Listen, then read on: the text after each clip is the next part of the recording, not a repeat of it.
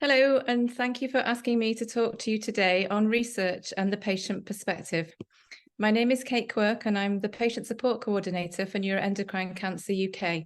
I also sit on the research committee for the International Neuroendocrine Cancer Alliance, and I'm also a LungNet patient diagnosed 20 years ago. The world of clinical research is changing, and taking part in research has more benefits now than perhaps patients realise. You can, for example, learn much more about your disease and understand how it progresses, what may control it, and how you could cope with side effects, the new treatment options coming, and ultimately, research may extend your life. But when you have cancer, taking part in research should be a right. And at the moment, we're not quite there with that one yet. So neuroendocrine cancer patients need better drugs. We need them to control symptoms and improve quality of life and ultimately to cure. To get to that position, we need global clinical trials and global research. Single-centre studies are not going to deliver the sea change we desperately need. Yes, it's important to live longer, but it's also important to live well. And sometimes researchers forget this. And the single most important reason clinicians need to listen to the patient voice, your voice, is because what matters to you may not be what matters to researchers. So what is a clinical trial? Well, clinical trials are research examinations to test new treatments, medical devices in volunteers who consent. To be approved, clinical trials must demonstrate safety and a benefit to the patient. They must also do no harm. Then the Medicines and Healthcare Products Regulatory Agency in the UK can approve that treatment for use in the public. So we need willing, educated and well-informed patients ready to support researchers in projects for the neuroendocrine cancer community. These days, there's really no excuse not to involve patients because there's a huge number of roles available. And this is where perhaps patients don't realise they can be so supportive. The next slide was produced by a leading patient advocate called Jan Geisler from a company called Patfocats, and he trains advocates on how patients can be involved. As you can see from this slide, there's around about 50 or 60 roles that a patient could get involved in to help researchers. There's everything there from fundraising, use of language, helping design the clinical trial, looking for endpoints that match what patients really want, sitting on trial steering committees to represent the patient voice, meeting investigators, looking at the data that's being collected on how and why the treatment might be effective. There's just so many positions that perhaps patients don't realise that they can get involved in. So the way forward is to use the patient voice. There's thousands of medicines available today, and clinical trials are the only ways that we know that they're safe and effective.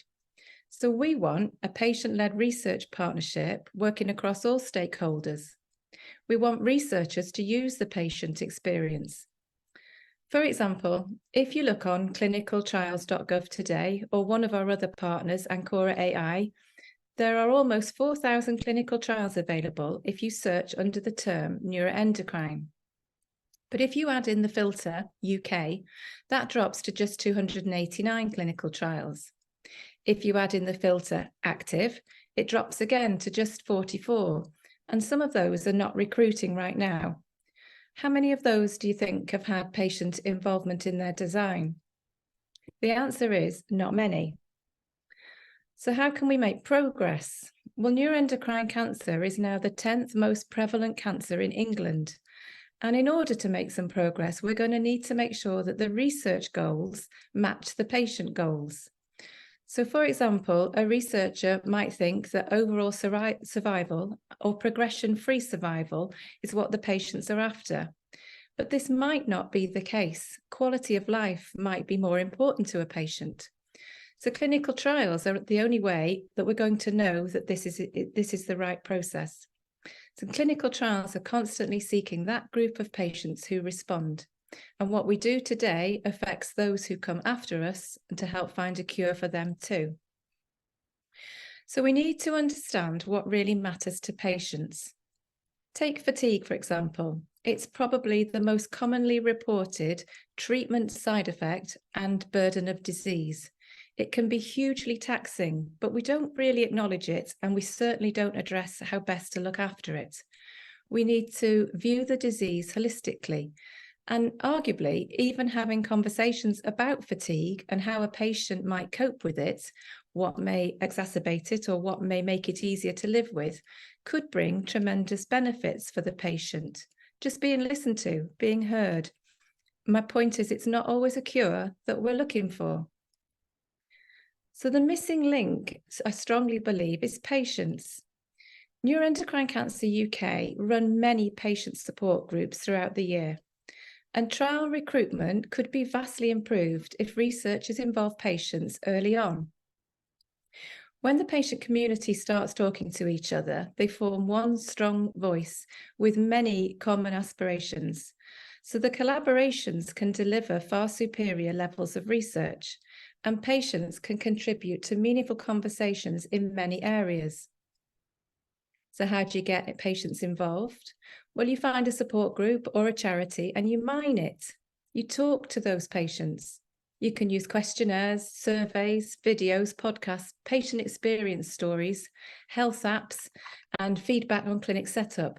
Even the simplest communications like patient information leaflets. If they haven't had the patient input at the beginning of the design of them, they're often written in a language that's not easy for the lay patient to understand. So we're asking researchers to listen and to involve patients sooner. We want researchers to ask us what's important because we're the biggest stakeholders. Many of us have had very valuable careers in many walks of life, and we have much to contribute. We don't leave our skill sets and our intelligence at the hospital entrance when we're diagnosed. Yes, we're vulnerable, but we still care. And we want there to be active partnerships. We want there to be no decision without me. My professor calls me an expert patient, but I'm not really an expert patient. I'm an expert in living with my cancer. If you don't talk to me about it and ask me questions about it, you won't know. You'll guess how I feel, what it's like to live with this. So we need patient involvement in the design of clinical trials to address what patients really want. And patients really want to work together with clinicians.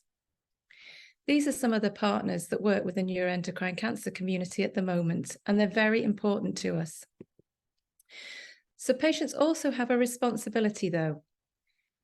We can talk to researchers, we can talk to doctors and get them interested in what we want. There's no need to feel intimidated, and many patients report that they do. We have a right to be partners in our own care because we're the most invested. Patients are passionate and emotion-driven, and that's no less valuable than doctors who are data-driven.